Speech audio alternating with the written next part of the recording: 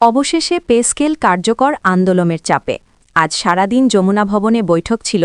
বৈঠকে ঘোষণা দিলেন অর্থ উপদেষ্টা। আরও থাকছি বিস্তারিত পুরো ভিডিও জুড়ে। আসসালামু আলাইকুম। নবম পে স্কেলের খবর সবার আগে দেখতে চান? তাহলে আমার এই চ্যানেলটি সাবস্ক্রাইব করে রাখুন আর আমার এই ভিডিওতে একটি লাইক দিয়ে সম্পূর্ণ ভিডিও দেখুন। সারা দেশের সরকারি চাকরিজীবীদের জন্য অবশেষে এলো বহু প্রতীক্ষিত সেই খবর।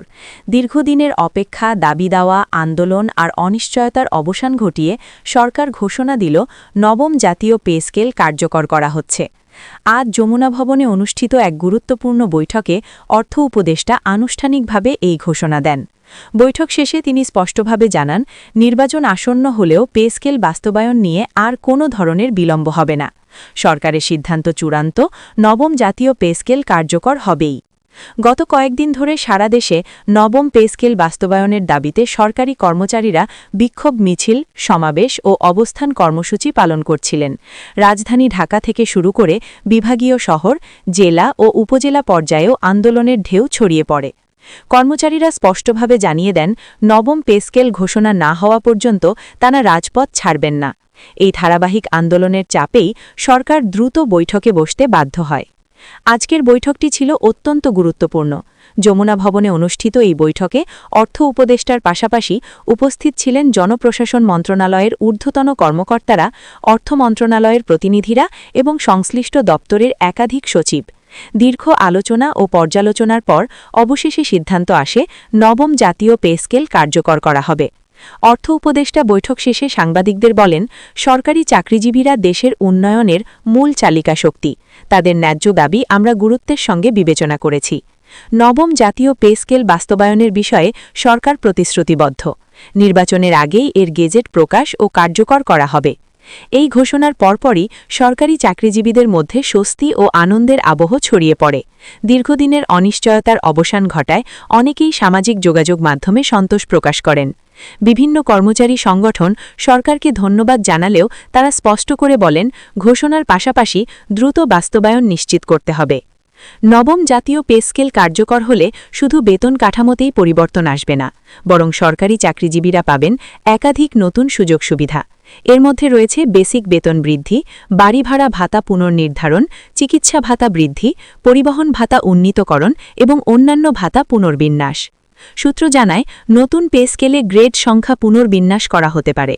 এতে নিম্ন গ্রেড থেকে শুরু করে উচ্চ গ্রেড পর্যন্ত প্রতিটি স্তরে বেতনের উল্লেখযোগ্য পরিবর্তন আসবে। বিশেষত নিম্ন ও মধ্যম গ্রেডের কর্মচারীরা তুলনামূলকভাবে বেশি সুবিধা পাবেন বলে আলোচনা রয়েছে। অর্থ উপদেষ্টা আরও জানান, আমরা চাই এমন একটি পে স্কেল যেখানে কর্মচারীরা মর্যাদার সঙ্গে জীবনযাপন করতে পারবেন। মূল্যস্ফীতির সঙ্গে সামঞ্জস্য রেখে বেতন কাঠামো নির্ধারণ করা হচ্ছে। নতুন পে স্কেলে পেনশনারদের বিষয়টিও গুরুত্বের সঙ্গে বিবেচনা করা হয়েছে। সরকার জানিয়েছে, পেনশন ব্যবস্থায় আধুনিকায়ন আনা হবে। পেনশনের হিসাব পদ্ধতিতে পরিবর্তন আসতে পারে এবং ভাতা বৃদ্ধির বিষয়েও ইতিবাচক সিদ্ধান্ত নেওয়া হবে।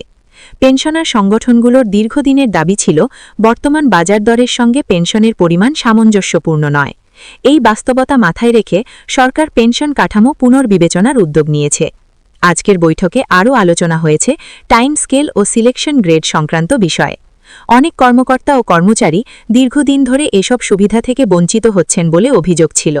নতুন পে স্কেলে এসব বিষয়ে স্পষ্ট নির্দেশনা অন্তর্ভুক্ত করার কথা জানানো হয়েছে। সরকারি সূত্র জানায়, পে স্কেল কার্যকরের পরপরই সংশ্লিষ্ট সব দপ্তরে নির্দেশনা পাঠানো হবে, যাতে কোনো ধরনের জটিলতা বা বিভ্রান্তি সৃষ্টি না হয়। এদিকে আন্দোলনরত কর্মচারীরা আজকের ঘোষণাকে স্বাগত জানালেও সতর্ক অবস্থান বজায় রেখেছেন।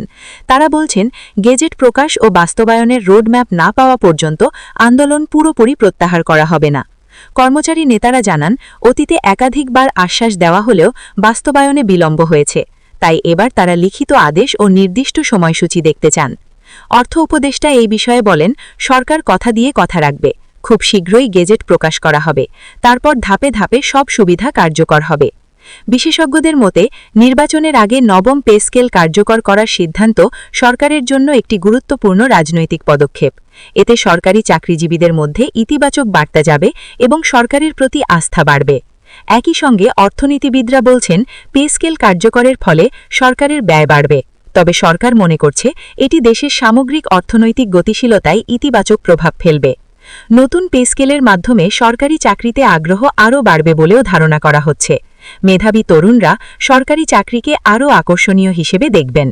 আজকের ঘোষণার মধ্য দিয়ে একটি দীর্ঘ অধ্যায়ের অবসান ঘটল। আন্দোলনের মাধ্যমে দাবি আদায়ের এই উদাহরণ আবারও প্রমাণ করল যে সংগঠিতভাবে দাবি জানালে ফল পাওয়া যায়। সব মিলিয়ে বলা যায়, নবম জাতীয় পে স্কেল কার্যকর হওয়ার ঘোষণা সরকারি চাকরিজীবীদের জন্য এক ঐতিহাসিক মুহূর্ত। এখন সবার দৃষ্টি গেজেট প্রকাশ ও দ্রুত বাস্তবায়নের দিকে। এই খবরের সঙ্গেই আমরা জানিয়ে রাখছি, নবম জাতীয় পে স্কেল সংক্রান্ত সর্বশেষ আপডেট পেতে আমাদের সঙ্গেই থাকুন। চ্যানেলটি এখনও সাবস্ক্রাইব না করে থাকলে সাবস্ক্রাইব করে রাখুন। আল্লাহ হাফেজ।